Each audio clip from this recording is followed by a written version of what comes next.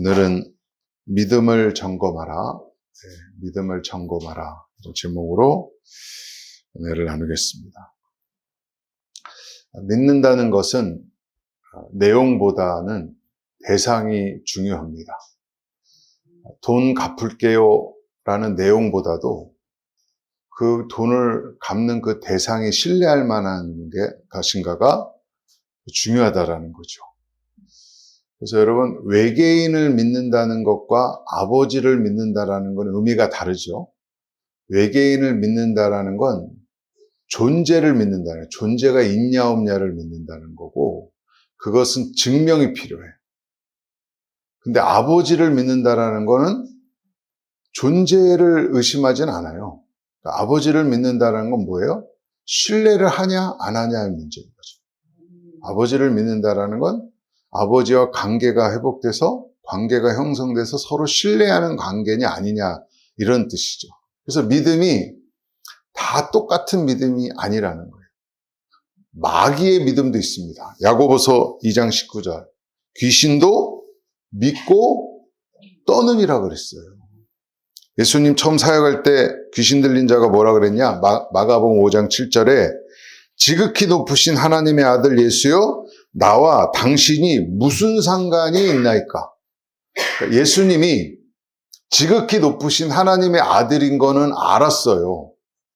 그러나 뭐라 그래요? 그 후에 나와 무슨 상관이 있나이까 그랬어요. 그러니까 관계가 안 되어 있다라는 거죠. 여러분, 마귀는요, 보좌 우편에서 타락했어요. 영광을 보면서 타락했어요. 여러분이 그래서 체험을 했다, 응답을 받았다, 이런 믿음으로는 능히 구원받은 믿음이라고 할 수는 없습니다. 그런 믿음, 하나님의 존재와 능력을 믿는다고 해서 그걸 믿음이라고 얘기하지 않아요. 하나님이 전부가 된 믿음, 하나님을 전적으로 신뢰하는 믿음, 이 믿음이 구원에 이르는 믿음이라는 거예요. 그래서 믿음이라는 건 하나님과의 관계 속에서 화평한 상태가 된 거예요.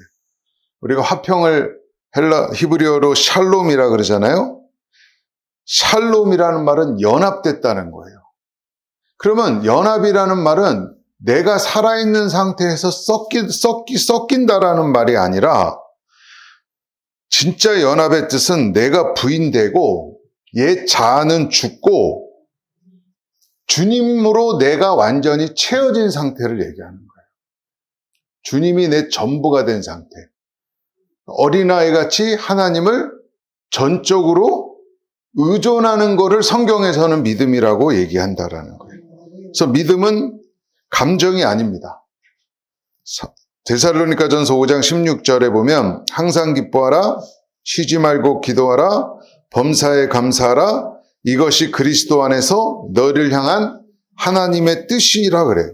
그럼 항상 기뻐하라는 게 항상 어떤 상황에서도 하하, 호호 이러라는 얘기가 아니에요. 그건 안 됩니다. 여러분, 어떻게 자식이 죽었는데 웃음이 나와요?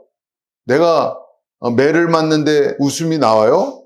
내가 불치병에 걸려 죽어가는데 웃음이 나옵니까? 항상 기뻐하라는 건 감정을 막 부추기라는 얘기가 아닙니다. 여러분, 감정은 사실 우리가 추스릴 수가 없는 대상이에요. 우리가 감정을 컨트롤할 수가 없어요. 어떻게 억울하게 매 맞는데 하하호호 될 수 있겠어요.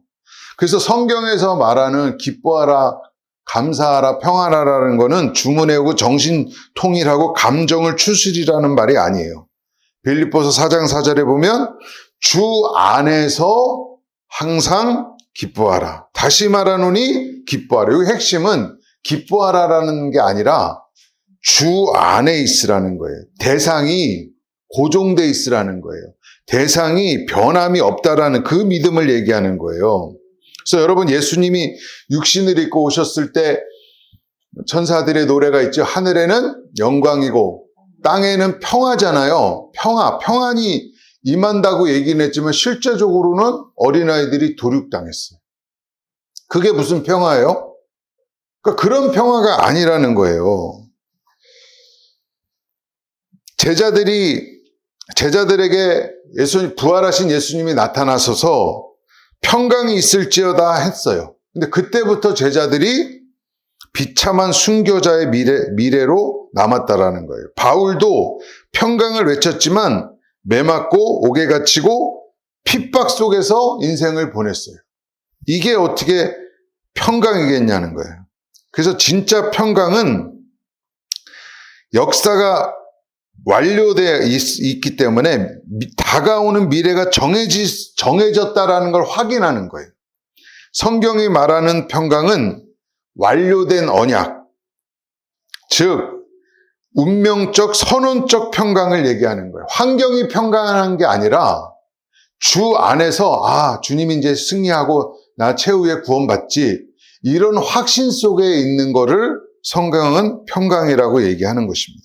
그래서 고린도서 12장 5절 10절에 내가 이런 사람을 위하여 자랑하겠으나 나를 위하여는 약한 것들 외에 자랑하지 아니하리라.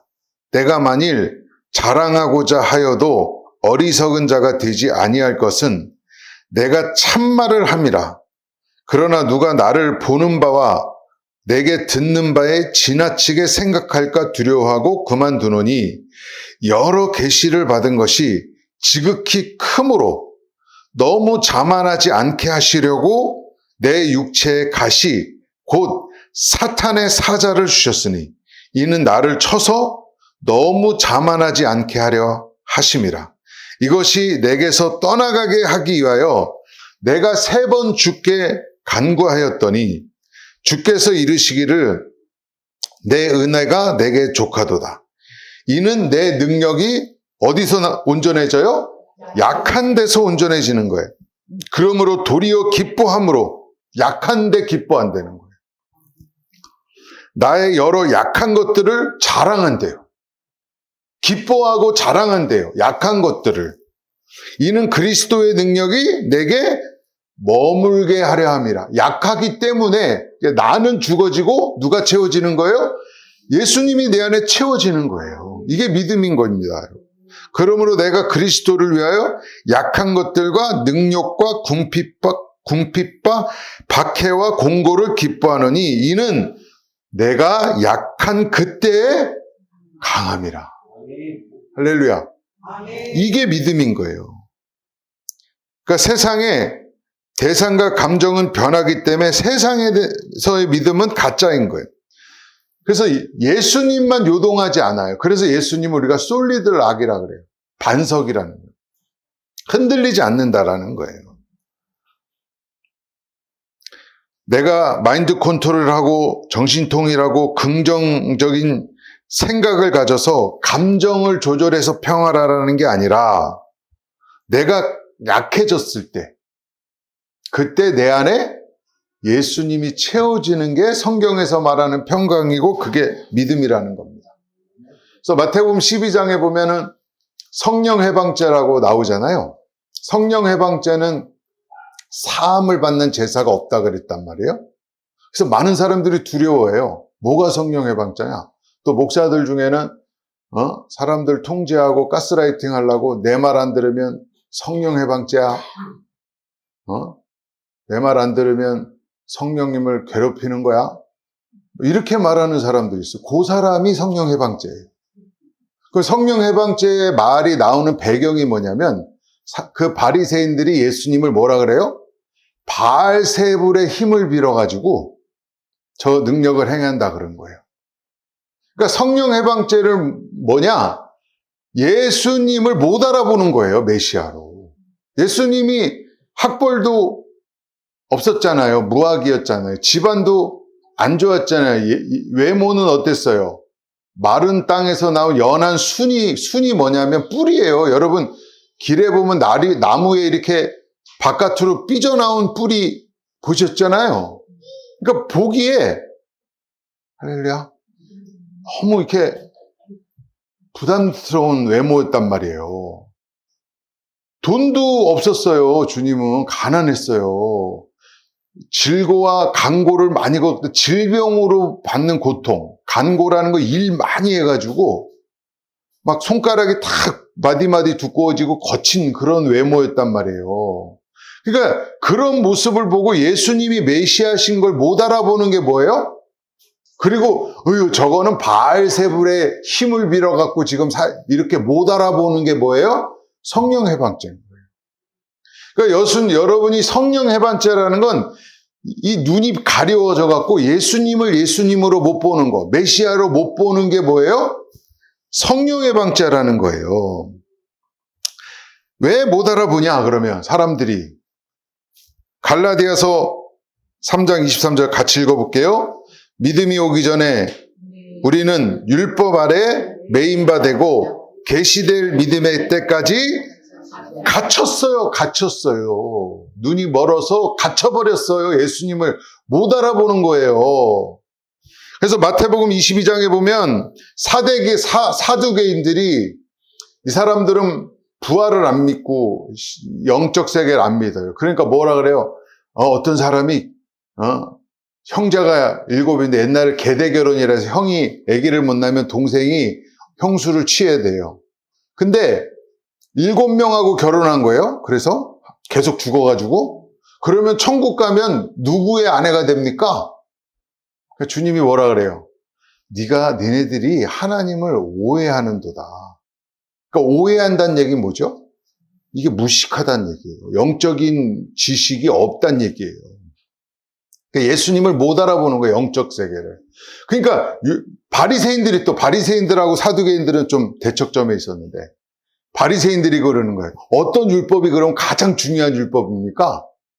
그러니까 예수님이 혀를 차시는 거죠. 여러분, 율법은 열이 하나고 하나가 열이에요. 하나라도 못 지키면 율법 다 안 지킨 거예요. 믿음에 있어서 99%는 없습니다, 여러분. 그러니까 주님이 뭐라 그래요? 말이 안 되니까 대화가 안 돼. 개념이 없어서 대화가 안 되니까 주님이 뭐라 그러냐? 야, 옛날에 다윗은 메시아를 주라 그랬는데 왜 너네는 나를 메시아의 자손이라 그러냐? 아니, 다윗의 자손이라 그러냐? 이렇게 질문하니까 대답이 딱 막히는 거예요. 그러니까 뭐예요? 머리에 예수님을 알아볼 수 있는 지식이 없어요. 율법에 갇혀 있어가지고 블라인드 장님이 돼버린 거예요. 장님이 장님을 인도하면 같이 구덩이에 빠진다 그랬잖아요. 제가 설교할 때는 좀 우스개 얘기 안 하려고 애쓰는데 이 비유가 딱 맞아갖고 어떤 미국의 아주 미녀가 도서관에 가갖고 햄버거랑 감자튀김이랑 콜라 주세요 그랬더니 그 사서가 여기 도서관이에요 그랬더니 말을 크게 했다고 생각해가지고 여기 햄버거랑요 콜라랑요 감자튀김 이렇게 그러면서 광고 카피였는데 광고가 딱 뜰 때 내용이 뭐였냐면 머리가 비면 아무것도 아니다 이렇게 나오는 거예요. 머리가 비면 아무것도 아니다. 여러분 교회 올 때 제발 머리를 갖고 오세요. 다른 것들은 꼼꼼하고 야무지고 잘 체크하는데 왜 영생에 관한 문제에 걸린 부분을 이렇게 허술하고 대충하고 건성건성하고 살살하고 이게 지금 율법에 갇혀 있어서 예수님을 못 알아보는 거예요. 예수님이 메시아인데 아이고 저거 바알세불에게 능력받아서 능력 행하네 이렇게 예수님을 오해한다라는 거예요. 여러분 말씀에 근거해서 여러분 생각을 하셔야 돼요. 여러분은 사는 대로 생각하세요. 생각하는 대로 사세요. 생각하는 대로 이거 뭐가 옳고 그름의 문제는 아니에요. 생각하고 살면 세상이 좀 무질서해져요. 다 개인주의해야 되고. 그래서 이 사회는 사는 대로 생각하도록 교육받아요. 대표적인 게 이 노래가 진짜 무서운 노래인데 학교 종이 땡땡땡입니다. 어렸을 때는 막 자고 싶을 때 자고 먹고 싶을 때 먹고 그러다가 이제 학교 종이 땡땡땡을 하는 거예요. 시계를 만들어 놓고 사람들을 이제 통제하기 시작하는 거죠. 땡땡땡 하면 가야 되는. 저도 전에 일할 때 2시간 일하다가 10분 쉬어요. 띵띵 노래가 울려요. 그러면 일을 딱 멈추고 그대로 놔두고 쉬어요. 5분. 그러다 또 띵띵띵 노래 울리면 일을 막 해. 하루 종일 그래요. 그래서 나중에 매일 365일 그렇게 사니까 제가 무슨 기계가 된 것 같아요. 느낌이. 기계가 된 느낌이에요. 그러니까 사회인을 통제시키려고 생각하는 대로 살지 않고요. 사는 대로 생각해요. 근데 더 무서운 게 뭔지 아세요? 선생님이 우리를 여기서부터는 이제 공포가 시작되는 거죠. 땡땡땡도 무서운데 선생님이 눈을 부라리고 어떻게 하는가를 맨날 쳐다보는 이런 통제사회 속에서 우리가 산다는 거예요. 그러니까 생각을 못해요. 생각이 가리워져 있어요. 묶여있고. 저희 한나 이렌트의 예루살렘의 아이만이라는 책이 있어요. 그 아우슈비츠로 끌고 가는 그 기차를 가스실로 만들어갖고 몇십만 명을 죽인 아돌프 아이만이라는 사람이 있어요. 이 사람이 도망가고 아르헨티나에 숨어 살다가 이스라엘 모사드가 잡아다가 법정에 세웠는데 전 세계가 놀란 게 뭐냐면 이렇게 수십만 명을 죽인 사람이라면 막 악당같이 생기고 악마같이 생기고 정말 아주 그냥 인상이 험악하고 막 못돼 처먹어야 돼. 성격도 못돼 처먹고 이래야 되는데요. 잡아놓고 보니까 너무 성실하고요. 너무 소박하고요. 너무 교양이 있고요. 너무 착해 보이는 거예요. 자기는 공무원으로서 위에서 시킨 대로 그냥 했다라는 거예요. 톱니바퀴의 톱니처럼. 근데 왜 나를 이렇게 공격하냐는 거예요. 근데 진짜로 그렇게 살았어요, 이 사람. 그냥 누구한테 해코지 한 번 한 적이 없고요. 너무 착하게 산 거예요. 그래서 세계 사람들이 충격받았어요. 그때 이제 한나 이렌트가 뭐라고 얘기했냐? 저 사람은 자기의 생각을 생각하지 않는 죄를 범했다는 거예요. 데카르트가 뭐라 그랬죠? 우리는 나는 생각한다? 고로 존재한다 그랬잖아요. 근데 이 사람은 자기 생각을 생각하지 않는 거예요. 자기의 생각을 생각하지 않으면 어떻게 해요? 누구 생각을 따라요? 히틀러의 생각을 그대로 따른 거예요, 여러분. 여러분도 원튼 원치 않든요, 이 사회 속에서, 이 통제 사회 속에서 세상의 가치관과 세상의 인생관과 세상의 세계관에 영향을 받아요. 그러면 어떻게 돼요? 못 알아보는 거예요, 예수님. 믿음이 안 생기죠. 그러니까 무슨 기적이나 봐야지 믿음이 생기고 응답이나 받아야지 믿음이 생기지, 진짜 하늘로부터 오는 믿음, 안 보여도 보이지 않는 것들의 증거라 그랬잖아요. 믿음은 안 보이는 걸 믿을 수 있는 믿음은 안 오는 거예요. 그러니까 맨날 체험이나 쫓아다니고 기적이나 이사나 쫓아다니고, 예? 음란한 세대가 표적을 구한다 그랬잖아요, 예수님이. 진짜 믿음은 못 받는 믿음이에요. 안 보이면 못 믿는 믿음인 거예요. 보고 믿는 거는 인식이라 그러지 그건 믿음이라고 하지 않습니다. 진짜 믿음은 안 보이는 걸 믿을 수 있어야 돼요. 보이지 않는 것들의 증거가 돼야 되는 거예요. 그게 실상인 거예요. 그래서 하나님은 인생 속에서 우리 이 제가 구원은 어디서부터 작동한다고요? 혼에서. 예수님이 창조 때 르하흐, 영을 만든 게 아니에요, 여러분. 원어에서 보면 레페시예요. 그러니까 생영이 아니에요. 원어는 생혼이에요. 이 혼이 말씀으로 채워지면 이 사람이 변화가 되고요. 세상 가치관으로 채우면 지옥 가는 거예요. 그래서 육신의 생각은 사망이고 영의 생각은 생명과 평안이에요. 네페시에, 헬라어는 푸시케라 그러는데 이거를 깨트리는 거예요. 그래서 하는 사람을 인생 속에서 하나님의 이 세상의 가치관을 깨트리고 하나님의 사람으로 만들어가는 대표적인 사람이 믿음의 조상 누구예요? 아브라함인데 창세기 12장에 언약은 줬지만 첫 번째 언약은 그 유명한 횃불 언약이에요. 창세기 15장에. 그래서 언약이라는 말이 베리트라 그래서 이건 쪼개주다는 뜻이에요. 쪼개진다는 얘기는 이 언약한 당사자들이 안 지키면 어떻게 된다고요? 이 동물처럼 쪼개버리겠다라는 거예요. 쪼개버리겠다는 거. 아직 아브라함은 하나님께 부름은 받았지만 계속 실수해요. 그래서 처음에는 이 롯, 자기 조카를 계속 데리고 다녀요. 본토 친척 아비집을 떠나라 그랬는데도 자녀를 계속 데리고 다녀. 그래서 나중에는 또 헤어지고 나서 또 어떤 행동을 해요? 다메섹 사람 종인 엘리에셀을 자기의 후계자로 또 세우려고 그러는 거예요. 또 하나님 막으시는 거예요. 아직 롯은 뭐예요? 육정이요. 혈통. 그럼 엘리에셀은 자기 뜻이에요.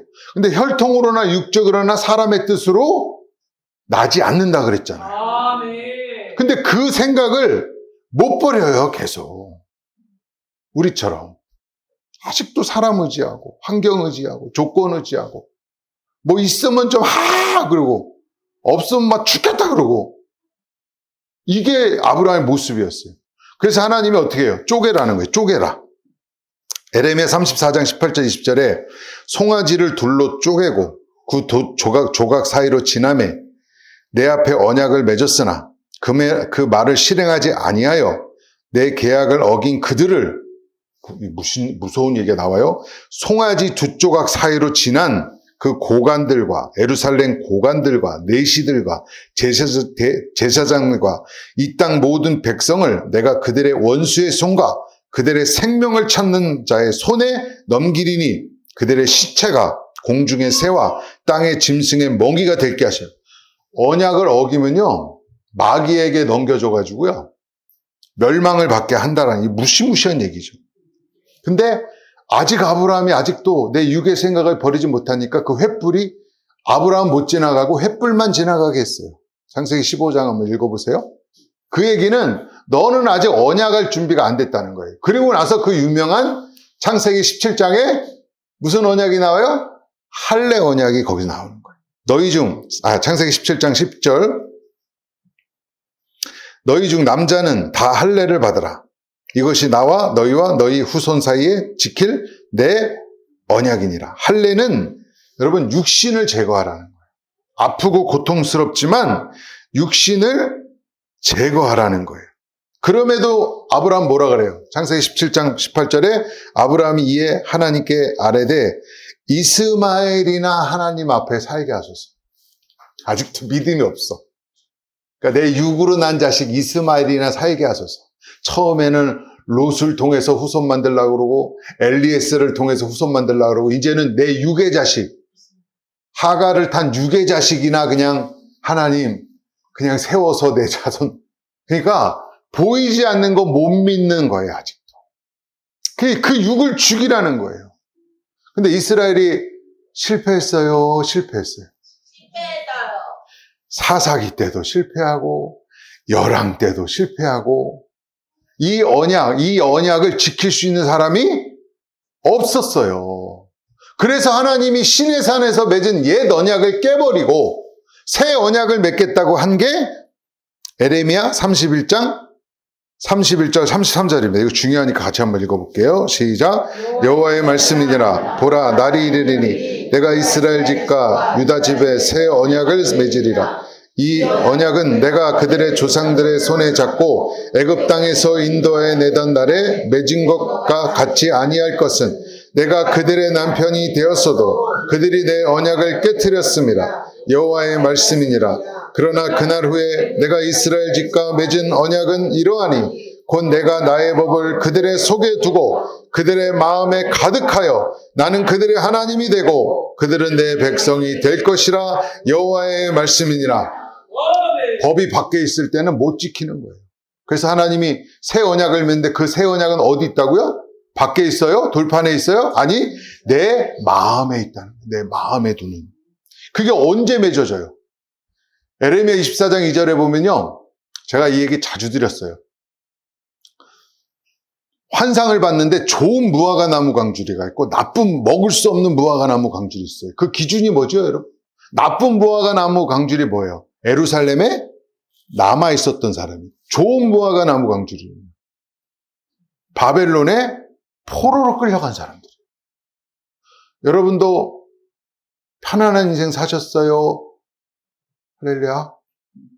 아멘. 서로 불편하니까 여기까지만 하겠습니다. 하나님이 포로로 끌려가는 고통스러운, 제가 유다 말기 3대 또라이 얘기했죠? 밧솔 제사장이었고 하나냐 선지자였고 이스마엘 왕족이었는데 얘가 유다 총독 그달에 죽이고 그 숨기려고 술레온 80명 또 죽이고 그것 때문에 이스라엘 완전히 망했잖아요. 요 왕과 제사장과 선지자를 대표하는 밧솔, 하나냐, 이스마엘이 남아있는 사람들이에요. 끝까지. 근데 끌려갔던 사람들이 있어요, 포로로. 70년 동안. 그 중에 누가 있어요? 한번 생각나 한번 해보세요. 다니엘 있었죠. 에스더 있었죠. 에스겔, 니에미야가 다 그런 사람들이에요. 끌려가면서 무슨 생각했겠어요? 그 고통스러운 포로생, 언제 죽을지 몰라. 옛날에는 포로들 잡아놨고 노역시키다가 그 노역 완성되면 다 죽였어요. 반란 일으킬까봐. 매일 불안해하는 거예요. 그 사건이 그 유명한 하만 사건이잖아요. 에스더의 죽으면 죽으리라. 하만이 다 죽이려고 그랬죠. 이게 불임절이 된 거잖아요. 매일매일 두렵고 불안한 삶을 살면서 이들이 무슨 생각했겠어요? 이 민족이 왜 망했지? 이 민족이 하나님의 언약은 맺었지만 왜 이렇게 망했지? 여러분, 언약 있다고요? 다 되는 거 아닙니다, 여러분. 이스라엘 백성은 망해요. 법궤 뺏기고요. 나라 완전 초토화됐어요. 북이스라엘 납니다. 다 죽었어요. 하나님의 백성이란 이름만 갖고 신앙생활하는 거 아닙니다. 다 죽어요. 교회 다닌다고 진짜 안심하지 마세요. 교회 다니는 거고 천국 가는 건 전혀 다른 얘기예요. 진리를 듣고 행하느냐, 이 말씀을 내 전부가 됐냐, 이걸로 결정되는 거죠. 교회 다니는 걸로 결정되는 게 아니에요. 근데 그 고난 속에서 이들이 깨달은 거죠. 아, 인생은 이렇게 연약하구나, 무기력하구나, 불가능하구나, 나는 먼지구나. 그 처음 자리로 돌아가서 전심으로 하나님을 의지하니까 다니엘 같은 사람, 에스더 같은 사람, 에스겔 같은 사람이 나오는 거예요. 저는 여러분이 좋은 무화과 나무 강주리가 되기를 바랍니다. 포로 생활을 하더라도요, 하나님의 주권을 인정하면서 믿음으로 나아가는 게 구원받는 거예요. 그래서 믿음은 용기, 자신감, 열정이 아니라 결국 자기 부인. 포로로 끌려가면서 자기 부인을 한 거야. 아, 우리는 안 되는구나. 쪼개지면 죽는다라는 횃불 언약을 알아도 안 되는구나. 할례를 행해서 육을 제거해야 되는데도 안 되는구나, 우리는. 우리의 힘으로는 못 사는구나. 내 노력으로는 하나님이 만족하실 만한 의에 도달할 수가 없구나. 이 자기 절망을 겪은 사람이 자기 부인을 한 사람이고, 이 자기 부인을 한 사람만이 십자가를 지고 주님을 끝까지 따를 수가 있는 겁니다. 끝까지 따르는 건 그 방법밖에 없어요. 내 힘으로는 안 돼요. 체험했다고, 기적봤다고, 응답받았다고 안 돼요.